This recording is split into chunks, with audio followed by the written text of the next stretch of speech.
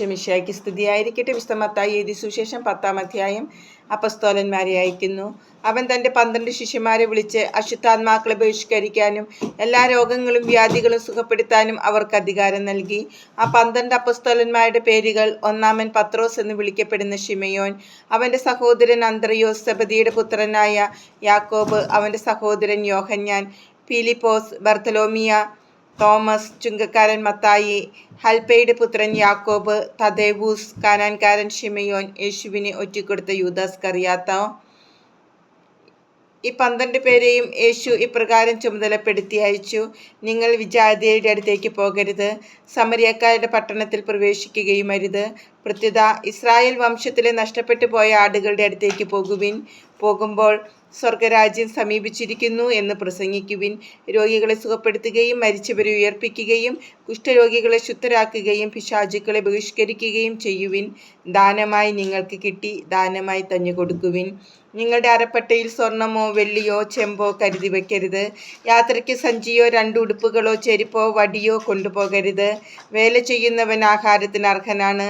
നിങ്ങൾ ഏതെങ്കിലും പട്ടണത്തിലോ ഗ്രാമത്തിലോ പ്രവേശിക്കുമ്പോൾ അവിടെ യോഗ്യതയുള്ളവൻ ആരെന്ന് അന്വേഷിക്കുകയും അവിടം വിടുന്നതുവരെ അവനോട് കൂടെ താമസിക്കുകയും ചെയ്യുവിൻ. നിങ്ങൾ ആ ഭവനത്തിൽ പ്രവേശിക്കുമ്പോൾ അതിന് സമാധാനം ആശംസിക്കണം. ആ ഭവനം അർഹതയുള്ളതാണെങ്കിൽ നിങ്ങളുടെ സമാധാനം അതിൽ വസിക്കട്ടെ. അർഹതയില്ലാത്തതെങ്കിൽ നിങ്ങളുടെ സമാധാനം നിങ്ങളിലേക്ക് തന്നെ മടങ്ങട്ടെ. ആരെങ്കിലും നിങ്ങളെ സ്വീകരിക്കാതെയോ നിങ്ങളുടെ വചനം ശ്രവിക്കാതെയോ ഇരുന്നാൽ ആ ഭവനം അഥവാ പട്ടണം വിട്ടുപോരുമ്പോൾ നിങ്ങളുടെ പാദങ്ങളിലെ പൊടി തട്ടിക്കളയുവിൻ. വിധി ദിവസത്തിൽ ആ പട്ടണത്തേക്കാൾ സൊദോം ഗൊമോറ ദേശങ്ങൾക്ക് കൂടുതൽ ആശ്വാസമുണ്ടാകുമെന്ന് സത്യമായി ഞാൻ നിങ്ങളോട് പറയുന്നു. പീഡകളുടെ കാലം. ചെന്നായ്ക്കളുടെ ഇടയിലേക്ക് ചെമ്മരിയാടുകളെ എന്ന പോലെ ഞാൻ നിങ്ങളെ അയക്കുന്നു. അതിനാൽ നിങ്ങൾ സർപ്പങ്ങളെപ്പോലെ വിവേകികളും പ്രാവുകളെപ്പോലെ നിഷ്കളങ്കരുമായിരിക്കുവിൻ. മനുഷ്യരെ സൂക്ഷിച്ചു കൊള്ളുവിൻ. അവർ നിങ്ങളെ ന്യായാധിപ സംഘങ്ങൾക്ക് ഏൽപ്പിച്ചു കൊടുക്കും. തങ്ങളുടെ സിനഗോഗുകളിൽ വച്ച് അവർ നിങ്ങളെ മർദ്ദിക്കും.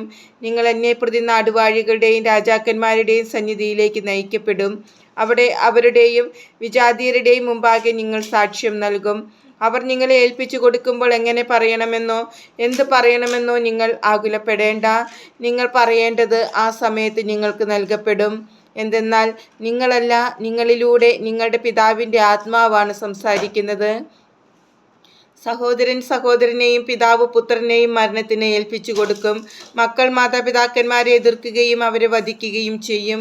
എൻ്റെ നാമം മൂലം നിങ്ങൾ സർവ്വരാലും ദ്വേഷിക്കപ്പെടും. അവസാനം വരെ സഹിച്ചു നിൽക്കുന്നവൻ രക്ഷപ്പെടും. ഒരു പട്ടണത്തിൽ അവർ നിങ്ങളെ പീഡിപ്പിക്കുമ്പോൾ മറ്റൊന്നിലേക്ക് ഓടിപ്പോകുവിൻ. സത്യമായി ഞാൻ നിങ്ങളോട് പറയുന്നു, മനുഷ്യപുത്രൻ്റെ ആഗമനത്തിനു മുമ്പ് നിങ്ങൾ ഇസ്രായേലിലെ പട്ടണങ്ങളെല്ലാം ഇങ്ങനെ ഓടി പൂർത്തിയാക്കുകയില്ല. ശിഷ്യൻ ഗുരുവിനേക്കാൾ വലിയവനല്ല, ഭൃത്യൻ യജമാനേക്കാൾ വലിയവനല്ല. ശിഷ്യൻ ഗുരുവിനെ പോലെയും ഭൃത്യൻ യജമാനെ പോലെയും ആയാൽ മതി. ഗ്രഹനാഥനെ അവർ ബേൽസെബൂൽ എന്ന് വിളിച്ചെങ്കിൽ അവൻ്റെ കുടുംബാംഗങ്ങളെ എന്ത് തന്നെ വിളിക്കുകയില്ല. നിർഭയം സാക്ഷ്യം നൽകുക. നിങ്ങൾ അവരെ ഭയപ്പെടേണ്ട. എന്തെന്നാൽ മറിഞ്ഞിരിക്കുന്നതൊന്നും വെളിപ്പെടാതിരിക്കുകയില്ല, നിഗൂഢമായിരിക്കുന്നതൊന്നും അറിയപ്പെടാതിരിക്കുകയുമില്ല. അന്ധകാരത്തിൽ നിങ്ങളോട് ഞാൻ പറഞ്ഞവ പ്രകാശത്തിൽ പറയുവിൻ. ചെവിയിൽ മന്ത്രിച്ചത് പുരമുകളിൽ നിന്ന് ഘോഷിക്കുവിൻ. ശരീരത്തെ കൊല്ലുകയും ആത്മാവിനെ കൊല്ലാൻ കഴിവില്ലാതിരിക്കുകയും ചെയ്യുന്നവരെ നിങ്ങൾ ഭയപ്പെടേണ്ട. മറിച്ച് ആത്മാവിനെയും ശരീരത്തെയും നരകത്തിനിരയാക്കാൻ കഴിയുന്നവനെ ഭയപ്പെടുവിൻ. ഒരു നാണയത്തുട്ടിന് 2 കുരുവികൾ വിൽക്കപ്പെടുന്നില്ലേ? നിങ്ങളുടെ പിതാവിൻ്റെ അറിവ് കൂടാതെ അവയിൽ ഒന്നുപോലും നിലം പതിക്കുകയില്ല. നിങ്ങളുടെ തലയിലെ ഓരോ മുടി ഇഴയും എണ്ണപ്പെട്ടിരിക്കുന്നു. അതിനാൽ ഭയപ്പെടേണ്ട. നിങ്ങൾ അനേകം കുരുവികളെക്കാൾ വിലയുള്ളവരാണല്ലോ. മനുഷ്യരുടെ മുമ്പിൽ എന്നെ ഏറ്റുപറയുന്നവനെ എൻ്റെ സ്വർഗസ്ഥനായ പിതാവിൻ്റെ മുമ്പിൽ ഞാനും ഏറ്റുപറയും. മനുഷ്യരുടെ മുമ്പിൽ എന്നെ തള്ളിപ്പറയുന്നവനെ എൻ്റെ സ്വർഗസ്ഥനായ പിതാവിൻ്റെ മുമ്പിൽ ഞാനും തള്ളിപ്പറയും. സമാധാനമല്ല, ഭിന്നതകൾ. ഭൂമിയിൽ സമാധാനമാണ് ഞാൻ കൊണ്ടുവന്നിരിക്കുന്നത് എന്ന് നിങ്ങൾ വിചാരിക്കരുത്. സമാധാനമല്ല, വാളാണ് ഞാൻ കൊണ്ടുവന്നിരിക്കുന്നത്. എന്തെന്നാൽ ഒരുവനെ തൻ്റെ പിതാവിനെതിരായും മകളെ അമ്മയ്ക്കെതിരായും മരുമകളെ അമ്മായിയമ്മയ്ക്കെതിരായും ഭിന്നിപ്പിക്കാനാണ് ഞാൻ വന്നിരിക്കുന്നത്. സ്വന്തം കുടുംബത്തിൽപ്പെട്ടവർ തന്നെയായിരിക്കും ഒരുവൻ്റെ ശത്രുക്കൾ. എന്നേക്കാൾ അധികം പിതാവിനെയോ മാതാവിനെയോ സ്നേഹിക്കുന്നവൻ എനിക്ക് യോഗ്യനല്ല. എന്നേക്കാൾ അധികം പുത്രനെയോ പുത്രിയെയോ സ്നേഹിക്കുന്നവനും എനിക്ക് യോഗ്യനല്ല. സ്വന്തം കുരിശെടുത്ത് എന്നെ അനുഗമിക്കാത്തവൻ എനിക്ക് യോഗ്യനല്ല. സ്വന്തം ജീവൻ കണ്ടെത്തുന്നവൻ അത് നഷ്ടപ്പെടുത്തും. എന്നെ പ്രതി സ്വന്തം ജീവൻ നഷ്ടപ്പെടുത്തുന്നവൻ അത് കണ്ടെത്തും. പ്രതിഫല വാഗ്ദാനം.